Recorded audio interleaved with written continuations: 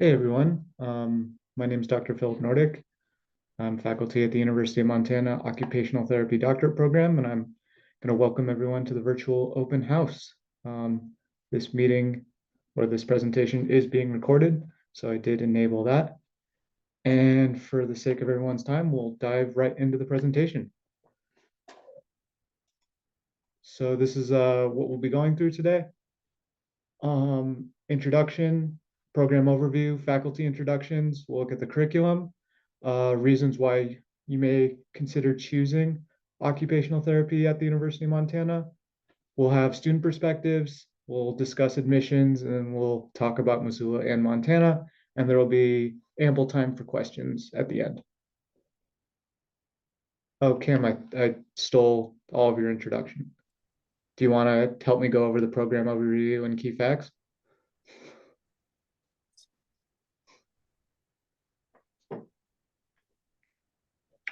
Um, so yeah, I will review this slide. Just a brief overview of the program. So this is a 3-year clinical entry-level doctorate, different from a master's program. So that includes all that you would get in a master's program, but we also have the doctoral capstone project, which comes at the end of your doctorate program, and I so happen to be the capstone coordinator. The program is in person at the University of Montana in Missoula, and so different than your hybrid or all online programs. We've got a lot of different curriculum styles. We'll dive into the curriculum soon, but didactic learning, experiential opportunities, lots of ability to work collaboratively with the other health professions at the school. And then you have field work. You'll have 4 level 1 rotations, and then you'll have 2 level 2 field works, plus, like I mentioned, that 560-hour, 14-week doctoral capstone project, which makes us different than a master's program. And like I mentioned, really great opportunities to work with the different health professions.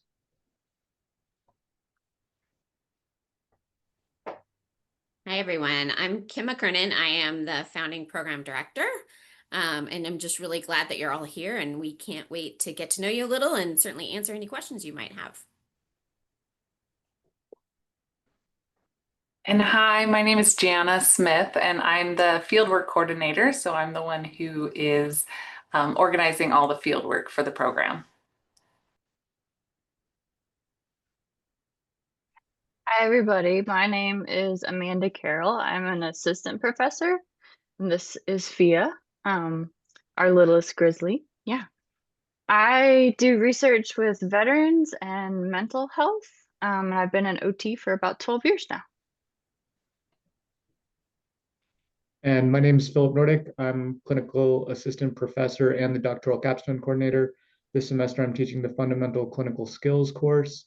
And when it comes time to those capstone projects, I'll be the one helping facilitate those capstone projects with you. Okay, so I'm going to talk a little bit about our curriculum overview. So the first year, which is what we're in right now in our new program, you mainly will get some core courses. So we have a Foundations of OT course. You'll have a lot of anatomy and physiology to really build that foundation. We have a really cool health promotion course. You get clinical skills your first year because we think that's really important to get you some hands-on experience. And then you'll also get some lifespan courses and also get a chance to get your hands on some assessments. This second year, after you've built that kind of foundation, we do a little bit more in terms of specialization and some clinical reasoning. And that year, you get to have mental health, assistive technology with Montech, which is on campus with us, which is a really cool opportunity. You get some more clinical skills, some global perspectives of what occupational science and OT looks like. And then you also have a research class with me where we talk about the importance of research for occupational therapy and evidence-based practice. And then that third year is really your level 2 fieldworks, and then your 14-week doctoral capstone. So the whole third year is really getting a lot of experiential education. And then we did just want to point out that we have some pretty unique electives in our program that fit Montana and also Missoula, but some equine and animal assisted therapy. We also have some outdoor adaptive recreation, nature and OT, climate change and OT, and quite a few other ones that, depending on what your interests are, we're just kind of offering these electives so you can get more experience and just kind of explore a little bit more what might be something that you would be interested in or a different practice area.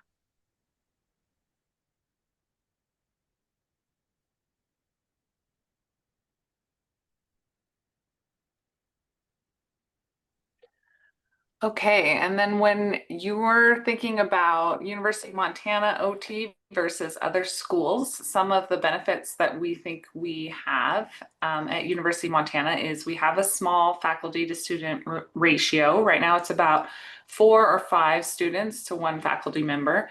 And then we also stress interprofessional learning from the beginning of our program. So there's lots of opportunities to work with other health professionals at the University of Montana.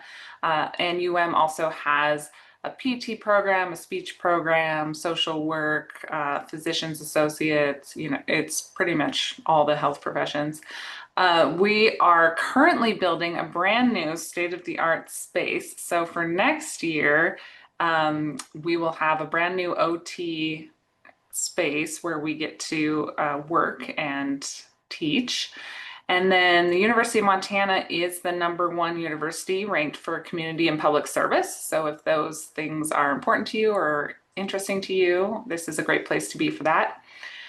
We have kind of a combination of a rural and urban setting in that Missoula has a lot of offerings of a bigger city, but we are still within Montana, which is a very rural setting. So you get kind of both of those experiences in your education and your clinical experience. And then Missoula is just a really great place to be, and I'll talk about that a little bit more later.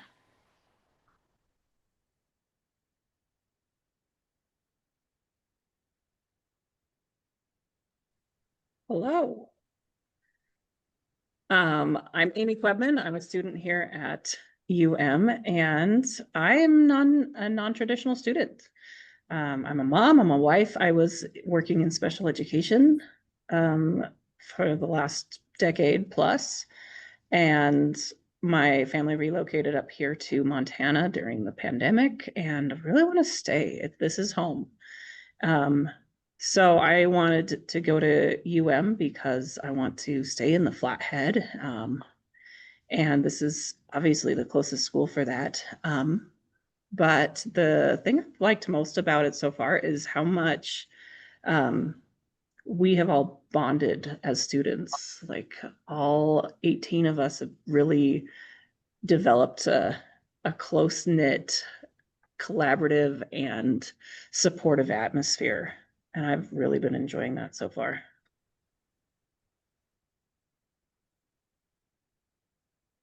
Hi, everyone. My name is Sally Hinkle.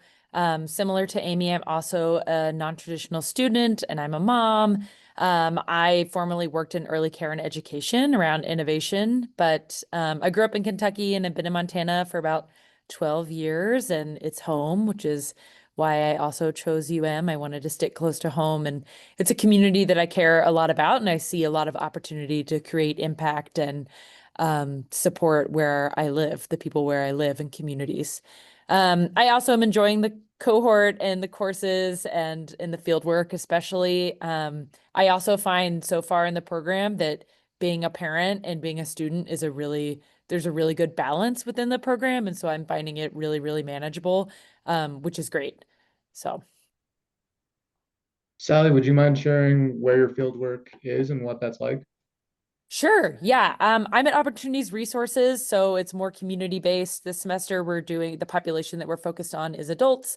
And we're kind of all over the place, but on Wednesdays, will go with several other folks from the cohort, and we can either choose different activities to do with the clients there or go out in the community with them. On field trips, it's really client-driven, and so we're really there to participate in whatever the clients that are at Opportunities Resources are interested in that day.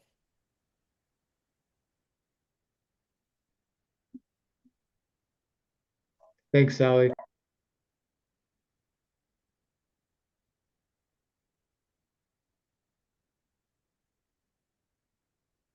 Hello, everybody. My name is Jessica Birch, and my main role right now is focusing on being an OTD student. So I'm actually originally from North Dakota, and I'm very new to Montana. Just recently moved here in July. Um, and so why I chose this program, it was my number one pick, actually. I was really drawn to the fact that it was the first program in Montana. Um, and I'm just drawn to OT's overall like holistic approach and client-centered approach to care. And I am very passionate about helping others live their meaningful, independent lives.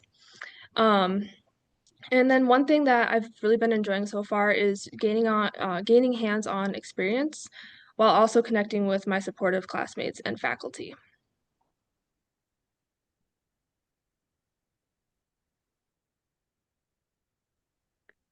So admissions, we are well underway with this, and I recognize a number of the names on this call of people that I know have already at least started, if not already submitted their applications, which is awesome.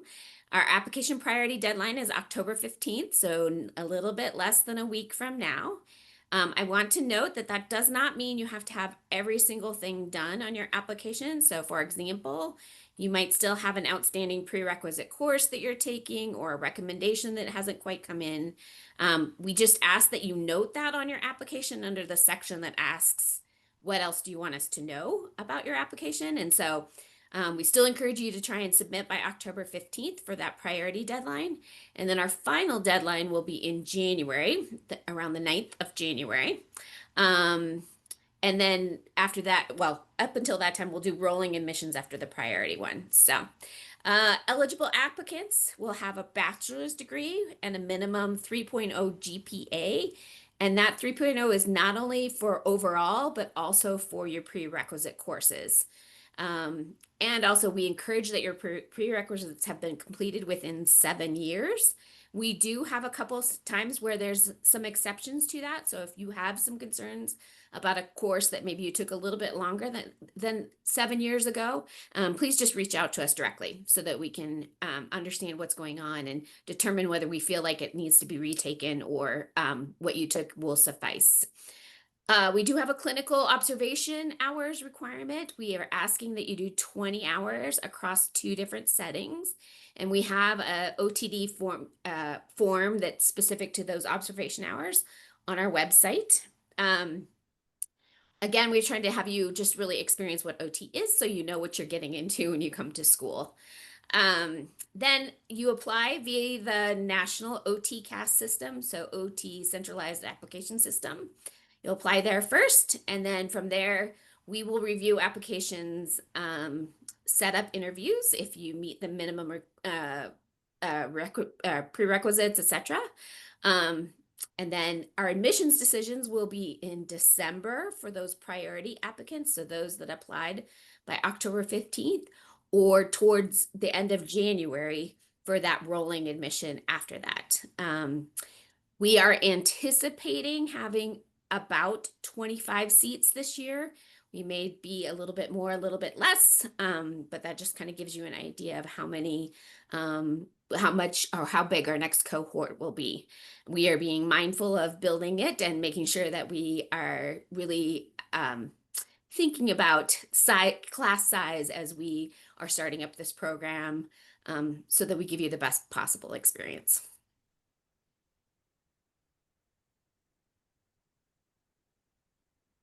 Okay, so just a little bit more about Missoula and Montana if you don't know the area.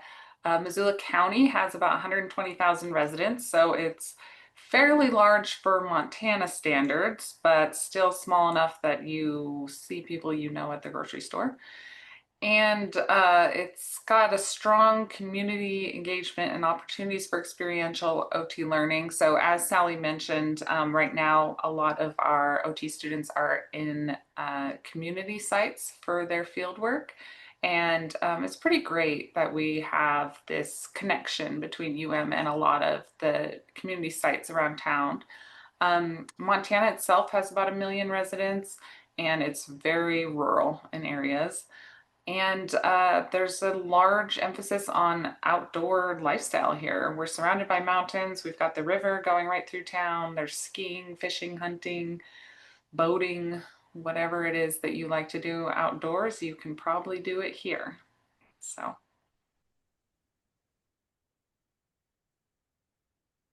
Great. Now we'll take this opportunity for anyone who's on the call who'd like to ask questions. I have one monitor, so I guess just unmute yourself and ask a question, and we'll see how, or you raising your hand. I guess use the raise your hand emoji. I like that. And I'll call on people just so we don't have a cluster of people trying to talk at the same time. So Alex, what's your question? Hi, Kim, am I understanding right? If you meet, like anyone who meets the minimum qualifications gets an interview? In general, that's probably true. We will be evaluating applications based on a number of different, some of the fundamental parts of the application, and then be offering up those interviews toward the end of October if you have submitted for the priority deadline. Okay, great, thank you. Amanda, I see your emoji hand up. Hi. I was curious, so with the candidacy status and applying for FAFSA or federal student loans, is that possible? And then with that, I was also curious if you guys offer like assistantships that people can apply for?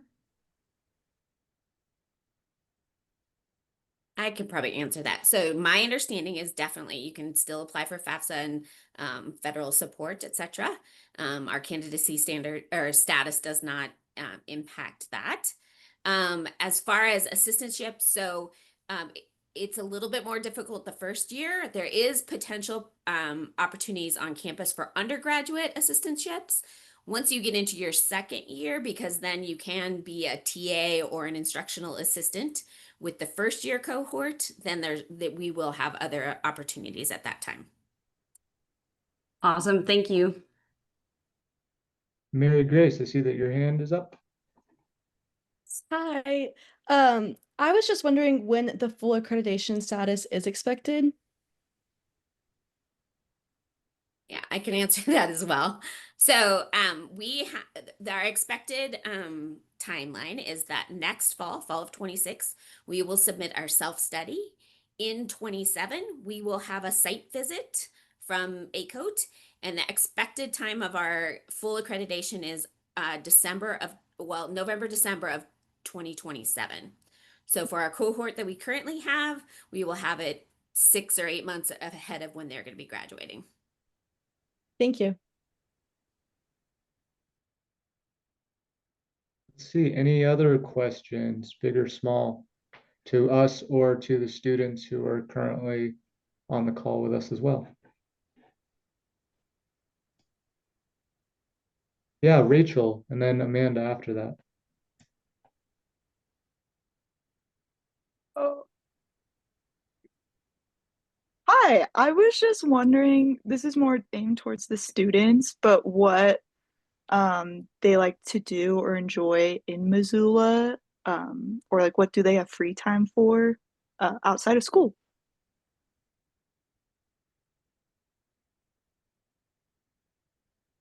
Yeah, I'll take that. That's a really great question. I mean, free time in general, I have a young child, so that takes up a lot of my free time. But there's so much access in Missoula to trails, like such easy access, even from campus. So you could go for a walk, you could go for a hike, you could run, bike, like there's so much easy access. In the winter, they groom some of the trails on the golf course for cross-country skiing. And then there's accessible downhill skiing and backcountry skiing in the area as well as like fishing and boating. There's a river right through town. So as of right now, in terms of what I have access to, just given the school schedule, I can still do a lot of those things. I feel like if you have good time management, especially during the week, then you really do have time, and you should make time for your own mental health to get out and do the things that that kind of fill your cup. So I still have time to go running with friends and biking after school. And I just make sure I get my work done and make it all pencil out. And I feel like I still have a really good balance. Thanks, Sally. And then I open it up to Amy and Jess if you want to respond. Otherwise, we have another question about Fieldworks. 100% agree with Sally. And then, yeah, we've kind of been going out a little bit more social. They've got a little group that's getting together to run the Harry Potter marathon as classmates soon. So like anything you can think of, especially Montana flavor stuff, it's on. You can do it.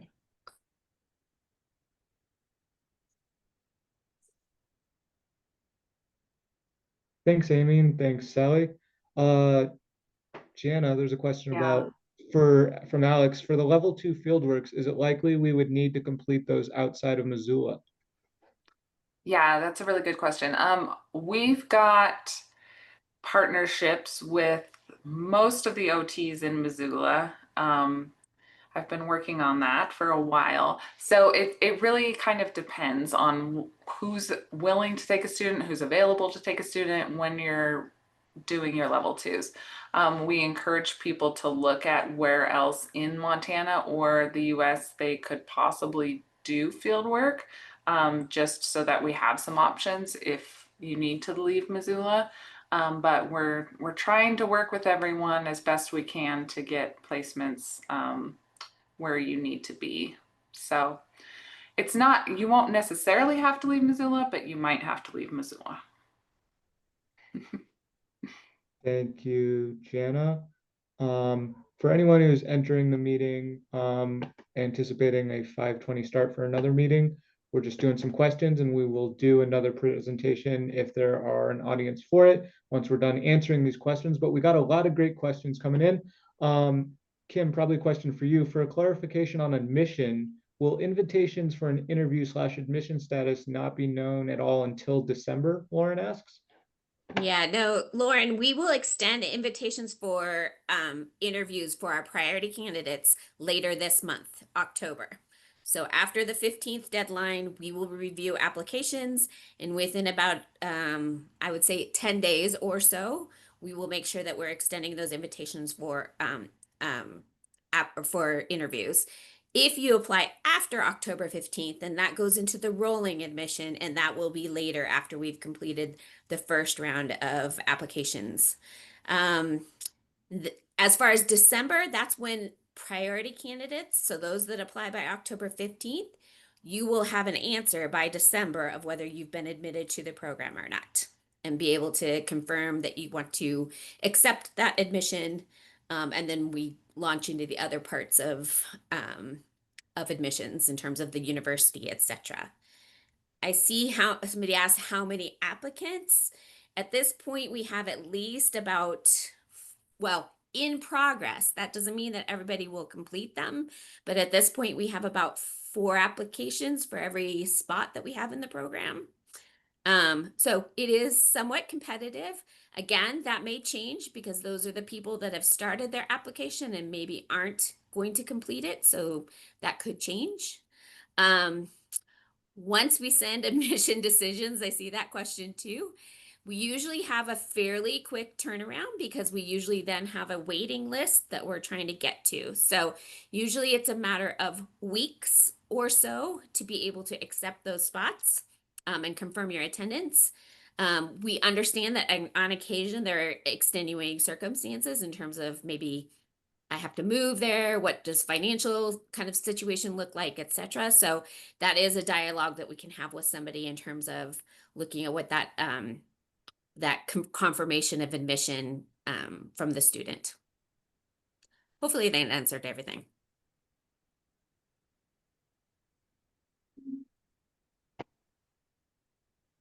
Yeah, Amanda, another question. Hi, sorry. I just Go wanted to ahead. follow up for the admission decisions. So once a student accepts their seat offer, do you request like a seat holding fee? Like for some other programs, it's like $1,000 and you have to decide within a month, or $500, etc. Yeah, I do believe that this year we are going to have a deposit, and we think it is going to be about $500. We are kind of working with our College of Health to determine that. Obviously, that is something that will be non-refundable, but will then be applied to your tuition once you enroll, etc. So, part of that is, as everybody I'm sure, is just making sure that people are actually serious and not taking a spot that somebody else could have if you're not very serious about coming to our program. Awesome. Thank you. Yeah. Great questions. Any other questions? Please don't hesitate to ask, whether it's via text or raising your hand to speak.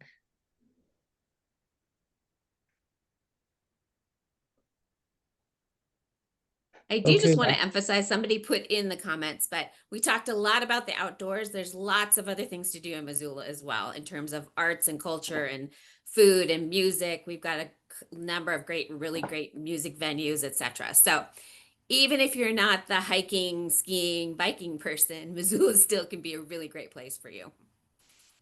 Agreed. Alex. Is it possible to elaborate a little bit on like what the interview process would look like, what we can expect from that? Sure, I can do that as well. Oh.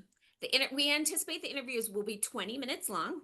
Typically, we have 3 to 4 structured questions that we ask of every candidate, and they'll be via Zoom. Everything will be via Zoom so that we keep it even, regardless if you're local or far away. So 20 minutes, 3 to 4 structured questions, and then we give you time to answer any questions you may still have about our program or things that are very specific to you.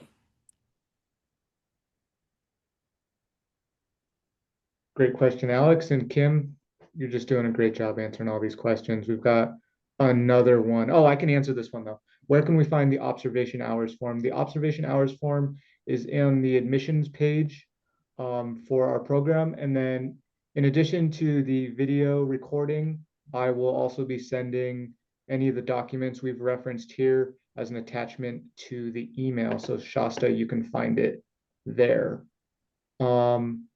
Lexi asks, are there scholarships for if you wish to continue working in Montana as an OT after graduating?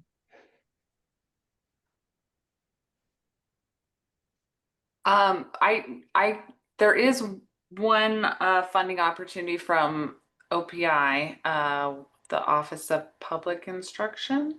Is that what that stands for? Yes. Okay. But that is specific to if you want to work in schools, and they're pretty strict about it. So if you end up not working in schools, you have to pay back the money you get. As far as other scholarships specific to continuing work in Montana, I'm not sure of any, but there might be something you could find. Seems like there should be.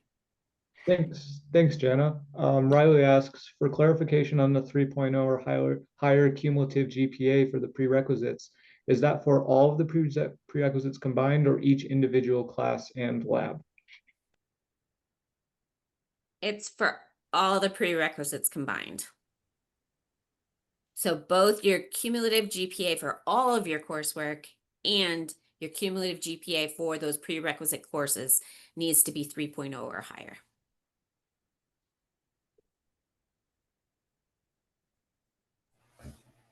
Matthew. Hey, how's it going?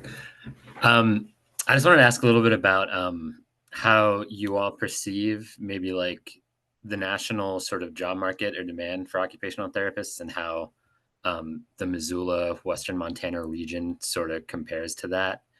And then if there's any specific types of occupational therapy that's growing more in demand than others. Those are great questions. So the latest study that I saw says that OT is going to grow by 13% in the next 10 years. And that is not counting for the attrition of people retiring. It means in addition to current positions, that there will be 13% more jobs available in the next 10 years. So that's a pretty good, it's fairly similar to what speech and PT are as well. There's just growing demand. As far as Missoula, that is also the case. We have talked to a number of different, specifically some of our hospitals and some of our clinics who have waiting lists of a year or more because they just don't have enough therapists to see their caseload, that the referrals that they're getting. So there is definitely demand here in Missoula, and then certainly around Montana. Somebody did ask about scholarships. The other opportunity may be, and I can't say this specifically, but we do have a number of rural communities and hospitals that might be recruiting for somebody. So there could be potentially, hospitals that would be willing to have some kind of stipend or help with the return of maybe working for them for a couple of years, because I know certainly there is opportunity in our communities, both in and around Missoula, but across Montana. And to add on to that, as the capstone coordinator who's very passionate about growing occupational therapy in non-traditional places, I think that the skill set that you receive as an occupational therapist in our program, of course, gives you the skills to go into traditional settings, but I do think there's room for non-traditional settings in untapped or unexplored markets for occupational therapy to grow. In my previous position at Rocky Mountain College in Billings, I was the capstone coordinator, and via 3 capstone projects, students were able to create their own job because of the success of their capstone project. One of which was in working with an unhoused population at a unhoused shelter in town. And there wasn't a position there prior, and now there is one. And so I think there's an ability to create jobs that currently don't exist, which I think is very exciting. Thank you. Amanda. Hi, Dr. Nordick, would you feel comfortable telling me why you chose to come to the University of Montana's OT program and leaving Rocky Mountain College? Yeah, sure. Thank you. Yeah. Well, I would say that for many of the reasons that we tout why the University of Montana, why Missoula is such a great place, or many of the reasons why I chose to come here. We highlighted early on in the presentation that the University of Montana is #1 in public service. And we've talked about how passionate Missoula is about community engagement. And for those reasons, then just the ability to engage in my favorite occupations, cycling, hiking, being outside, all those reasons make being faculty at the University of Montana and being the capstone coordinator a great place to be, and the reason why I chose to come here. Thank you. Yeah.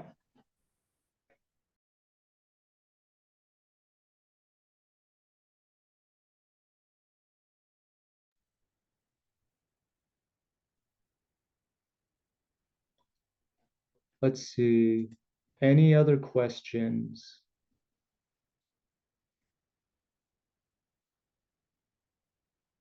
Amanda. Hi, sorry. I have all kinds of questions. But I was curious about, I saw that NICU is an option for an elective on the UM page, I'm pretty sure, along with the equine and other things that were listed. I was curious about this because I think I know that there are PT in NICU at Community Medical Center. Does the OTD program have like a NICU specialist that we could shadow in Missoula, or is that going to be somewhere else? Yeah, so I can answer that question. I used to work at Community, and the NICU was one of the units that I oversaw. So there have been OTs in the NICU at Community. There is not currently, because right now they don't have a pediatric therapist, OT therapist, that is. So unfortunately, PT and then speech to some degree are kind of covering a little bit, but they have been there in the past and will be there again. Community's NICU is very committed to developmental care. So it'll be really important. We're also looking at some options where we can do some simulation things in terms of some simulation events. So less lower risk in terms of kind of getting to practice and it's hard to get it, you know, because we're just so careful about who all is in a NICU and around premature infants with immune compromised bodies and things like that. We have to be careful. But we are going to have a lot of opportunities and have great partnerships with their medical director, the nurses, and the therapy staff there. That is so awesome. Thank you for answering that. Sure. And this is the reason why we're having this information session, is so that y'all can ask questions. So please don't hesitate to continue asking them. Looks like another question from Alex. Yeah, in mentioning the electives, how many of those will we have opportunity to take? Yeah, so we have 3 built into the curriculum. It doesn't mean that you couldn't take more. They're predominantly kind of scheduled for your spring semester of your second year. And we will offer them based on kind of interest and availability of the experts that we want to bring in to do those particular topics. So they may rotate from year to year of what's available and offered. But those are some of the ones that we've already thought about, communicated with some of the people in our community and even nationwide that have some of those expertise in those areas. Great question. And if you've joined us for one of the later presentations, we have some great questions coming through, and hopefully we'll be able to get to a second presentation. But right now we're in the middle of answering some questions that prospective students are asking. Riley asks, over the course of the OTD program, would we get to collaborate with other grad students from the PT or speech language pathology program? Great question. Yes, the answer is yes. You start out taking anatomy with the physical therapy students, and then so that's your fall semester. The spring semester you take neuroscience with the physical therapy students. We also have IPE, interprofessional education, seminar events in the spring and in the fall, where you are interacting with students from all different health professions. And then there are some electives that speech students might be in, or physical therapy students. There are also different classes where there's going to be crossover for labs, possibly doing some work with speech on screening in the preschools around town, or the preschool here on campus. So there's lots of different opportunities for working with other health professions on campus. Lexi asks, are the prerequisites pretty set in stone, or will similar classes fulfill for others? Also, are AP credits accepted? Yeah, so that is the thing that I would encourage you, Lexi, to reach out to us specifically about what class you're thinking might work for one of our prerequisites. Obviously, we've kind of named them the somewhat conventional names of the courses, but we understand that university to university, they may be named different, but cover similar content. So I would just would encourage you. And as far as AP, again, it kind of depends on what it is. And we would want to have a one-on-one conversation with you to make sure that it suffice for what we're thinking in terms of that prerequisite. Thank you for asking that, Lexi. Alex? Yeah, like from the shadowing hours, if we already kind of have a fairly good sense of, what trajectory we would like to end up in, are we able to kind of like curate the program to fit that, or is it just general around everything? Yeah, so Alex, we have to train you to be a general therapist, because in the end, you have to pass a board exam that covers all aspects of an entry-level clinician. So unfortunately, you can, in terms of some of those electives that you might do and other opportunities that you might take advantage of, get extra training or extra learn other things. But in terms of in general, the program is pretty set because it's required by our accreditation that we prepare you to be an entry-level clinician that kind of knows a little bit about all of it.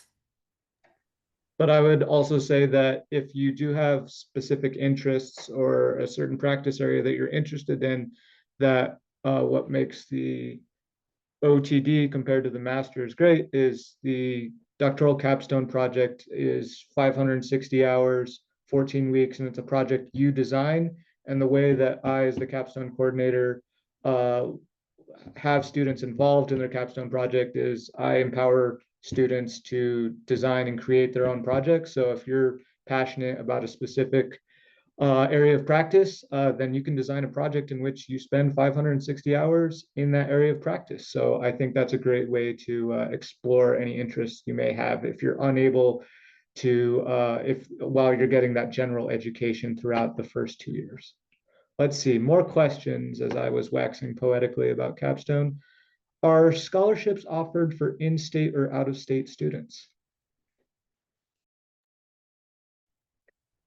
So there are some in-state options through our graduate school for the most part. And then like Jana talked about earlier, the one that's specific to school districts and working in the schools through the Office of Public Instruction. Oh, excuse me. I just got a little frog in my throat. As for out of state, we have partial tuition waivers, a competitive process for those. So we do have, they're not a scholarship, but it's a partial tuition waiver. And again, that's a competitive process that you would be in, depending on, mostly on GPA and some other considerations. So. Thank you for asking that, Mary Grace. Other questions?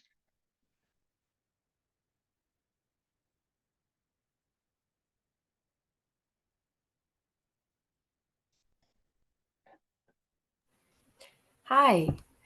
Yeah, I wanted to ask a question for the current OTD students. I noticed that in the schedule, the fall semesters seem to be pretty dense in terms of coursework. And I'm just wondering if you guys feel like you're still able to have like this balance of being able to take care of yourself while like really getting to focus and learn and retain all the information. Right. Yes. That's a very valid thing to be concerned about. I think the faculty is very, very generous in how they go about their courses. They give you class time to work on things if you earn it. Um, and outside of that, there's plenty of free time to do things. Of course, your number one responsibility is being a student in this program because we all want everybody to be successful. So, yes, you have time for like self-care, you know, exercising, whatever it may be, eating healthy, all that kind of stuff. So yeah, just really a matter of like time management and prioritizing. Great, thank you. Yeah, you're welcome.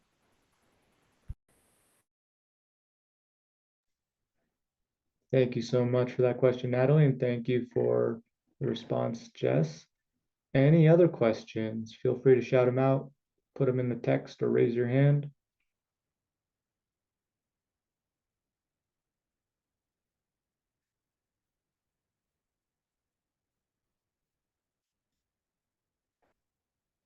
Okay, if there are no other questions, then this is the contact information. Please don't hesitate to reach out if you have a question that you wanted to ask but forgot during this presentation.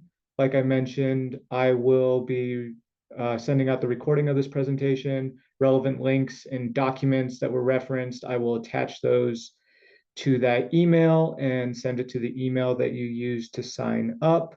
That's the email address for us, our phone number. And then if you are on campus or in Missoula, we're in the SCAGS building. Yeah, and if you were here to hear one of the second or third presentations, we'll see who's left after that, and we can go run through that presentation and answer any more questions. But thanks to everyone who showed up for the first presentation. Thank you.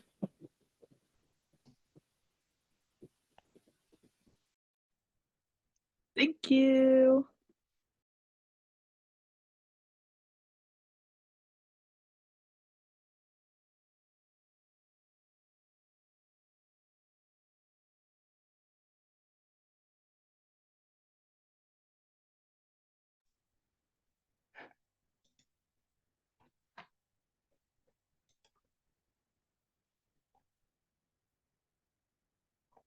Okay, we got a lot of great questions. So if you tuned in for a 5:20 or 5:40 presentation, hopefully you caught a lot of those great questions. And we can now go through the presentation again, and then hopefully leave a little bit of time at the end for some additional questions if you have them. If you want to start throwing those questions into the chat while we're doing this, that would also be great, so we can have those ready. Kim, did you want to, I stole your introduction last time. Do you want to do the introduction? Sure. So welcome everybody to the University of Montana OTD program virtual open house. We're really glad you're here. And like I had said before, I recognize a number of your names and know that you're busy getting your applications in, and we really appreciate it. We look forward to getting to know you a little bit better. So today these are the things that we're just going to go through. Obviously just introductions, program overview and key facts, some faculty introductions, curriculum overview, why should you choose UMOT? Obviously we have some awesome students that are joining us this evening, so they can give you their perspective on things. We'll talk a little bit about admissions, and then why Missoula, Montana is so phenomenal. Great. So as a quick overview, this is a 3-year clinical entry-level doctorate. Contrast that with a master's program that may be available. It's a 3-year doctorate, and what makes it different among several things is you do a 560-hour doctoral capstone at the end of it. It's located at the University of Montana in Missoula. It's in person, it's not hybrid or virtual. Lot of great ways in which we unfold our curriculum. You have 4 level 1 fieldwork rotations, and you'll have 2 level 2 fieldwork rotations in which you're under the supervision of a occupational therapist, and you'll hopefully, ideally, be carrying a caseload by the end of those. And then there's a lot of great opportunities at the university to work with the other health professions and do some interprofessional collaboration. Hi, everyone. So again, my name is Kim McKernan. I am the founding program director for the OTD program at U of M. I'm an assistant professor, and I have been an OT for a long time. So we'll just leave it at that. Hi, my name is Janice Smith. I am a clinical assistant professor and the academic fieldwork coordinator for the program, and I've been an OT for about 10 years. Hi, everybody. My name is Dr. Amanda Carroll. I've been an OT for about 12 years. And my big contribution, I would say, to the program is hopefully going to be research. And so I would like to put a little plug in for research if you're interested. And my research mainly focuses on veterans' mental health and how we can address that as occupational therapists through sleep interventions. My name's Dr. Philip Nordic, clinical assistant professor. I'm the doctoral capstone coordinator, and so I will help facilitate and help you develop your doctoral capstone projects. What that I said, like I mentioned, will occur at the end of your time in the program.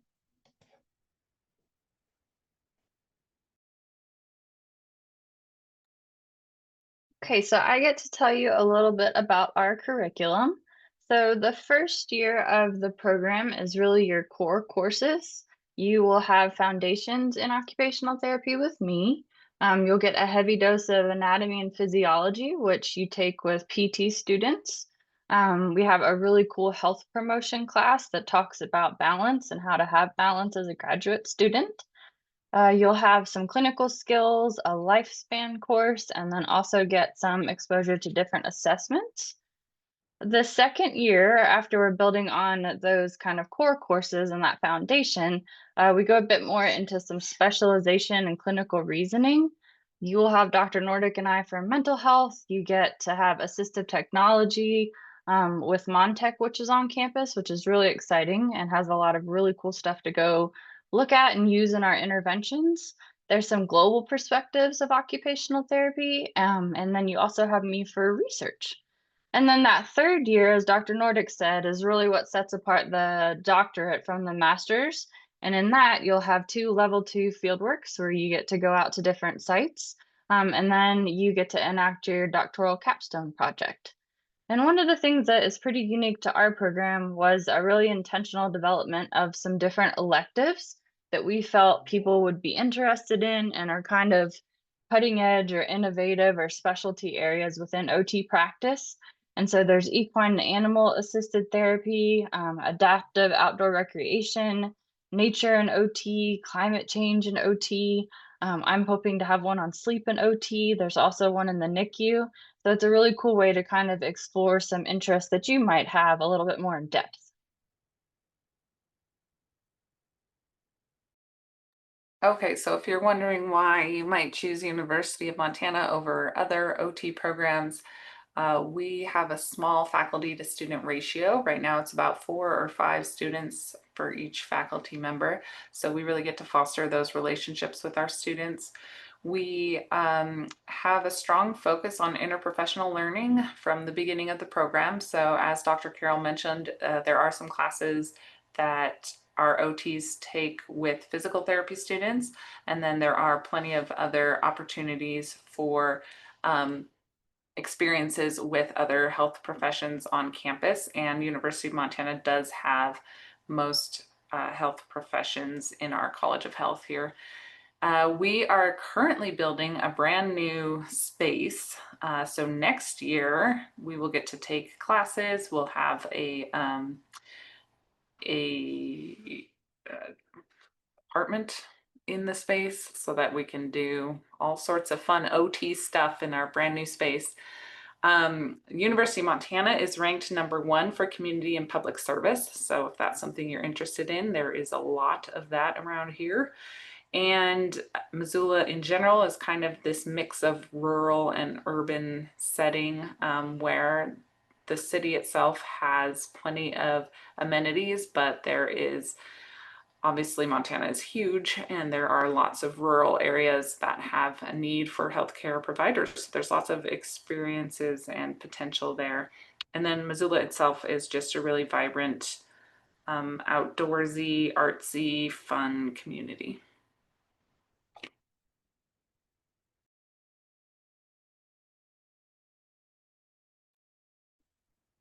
Hi, I'm Amy Klebman. I'm one of the students here. I am a non-traditional student. I'm a mom. I was working in special ed before I came to this, and that never really felt like a great fit for me.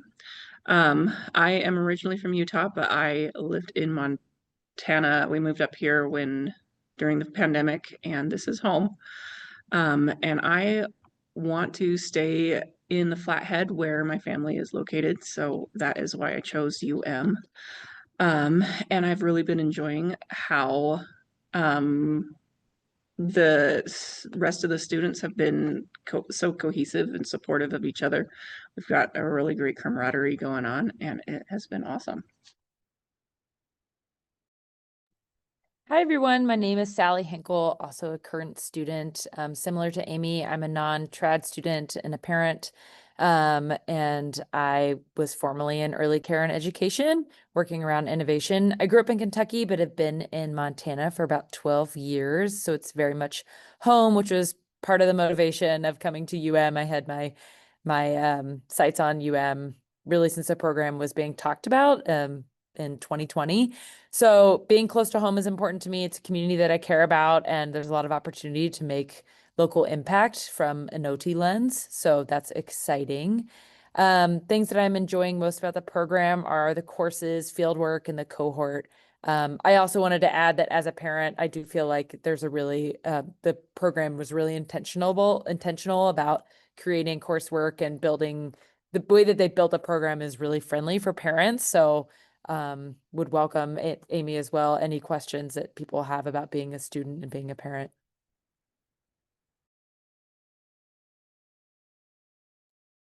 All right. Hi, I'm Jessica Birch, and my main role right now is being an OTD student.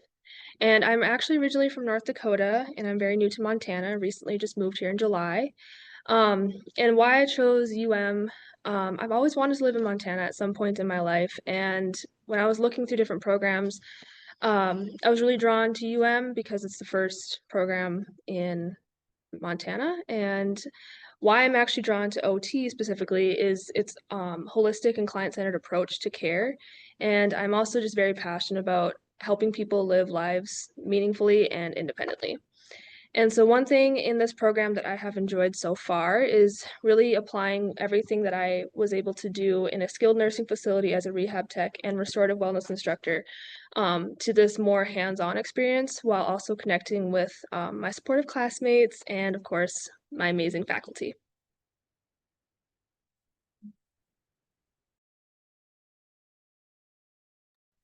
Okay, so admissions. We have a deadline coming up, not quite a week away, for the priority deadline of October 15th. And then the final deadline after that will be January 9th. We will be first reviewing all of those that submit by October 15th, and then there will be rolling admissions and consideration for applications that are submitted after that. I do want to note that if you don't have everything done, there may still be an opportunity for you to get your application in by the 15th. And by that, I mean, like, if you're still completing a prerequisite or you have an outstanding recommendation letter, please just let us know that in your application under the section that says what I want you to know about my application, because that is common. Or reach out to us if you have any questions. Obviously, to be eligible, you need to have a bachelor's degree with a minimum 3.0 GPA in both your overall GPA as well as your prerequisites. And your prerequisites in general need to have been completed within the last 7 years. We do, on a case-by-case basis, consider prerequisites that have been done longer ago than that. So do reach out to us if you have a specific question about that.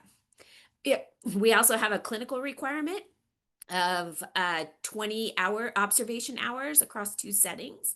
And then there is a form on our admissions page on our website that you can document that and submit it into OTCAS as well. That could be another area that you haven't quite gotten all those observation hours done, but you have a plan for them. And so that could be another note on your application that is outstanding. You apply via OTCAS, which is the centralized application system.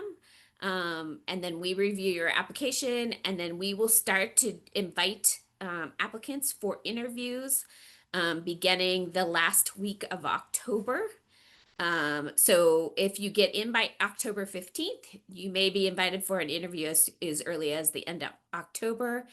With those, once we've that priority deadline applicant pool, we will let you know by December if you have been admitted to the program, or if you're after the October 15th, it'll be sometime in January or early February, probably, that you would hear.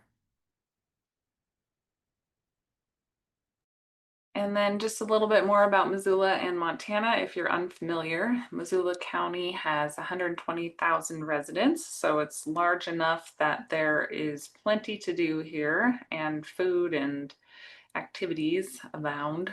And it is a strong community. There's a strong community feeling. We have been able to partner with a lot of our community sites for fieldwork placements. But also there's a lot of potential for our program to make an impact, a positive impact on our Missoula community. And then Montana itself is 1 million residents, so it's, for how big of a state it is, it's quite rural. There's lots of rural healthcare settings that are options for fieldwork or for future work, if that's what you're interested in. And then there's obviously quite an emphasis on an outdoor lifestyle here. We're surrounded by mountains. There's hiking. There are trails that leave right from campus. There's a river. There's skiing, fishing, hunting, but also a vibrant art scene with music, several good music venues, and all sorts of other activities as well.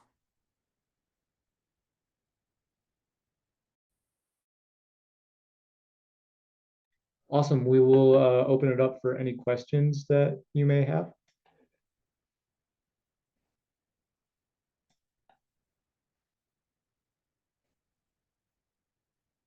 Hi, I believe I read somewhere, and let me know if I'm wrong, that the Field 2 placements can be outside of the city of Missoula, and so I'm just wondering, like, what those options look like, and if that's like a requirement or if that's just an option. Yeah, so Do you mind if I ask, are you in Missoula or are you? Yes, yeah. You are, okay. Yeah, so we have relationships with most of the OTs in Missoula. But obviously Missoula being a fairly small community, there are limited options for doing fieldwork here. So I'm working my best with what we've got. And so we'll be looking at prioritizing your placement. If staying in Missoula is really important to you, then we will try to do that. I can't be guaranteed just because of the number of OTs that we have in Missoula. And for a level 2 placement, you have to be working with a licensed OT who's been in the field for at least a year. So there are some stipulations. But we also can look at placements across Montana, across the US. We're going to start looking at that pretty early on in the program so that we can start to narrow down some options for you. Okay, thank you. Mm-hmm. Thank you for the question, Grace. Any other questions?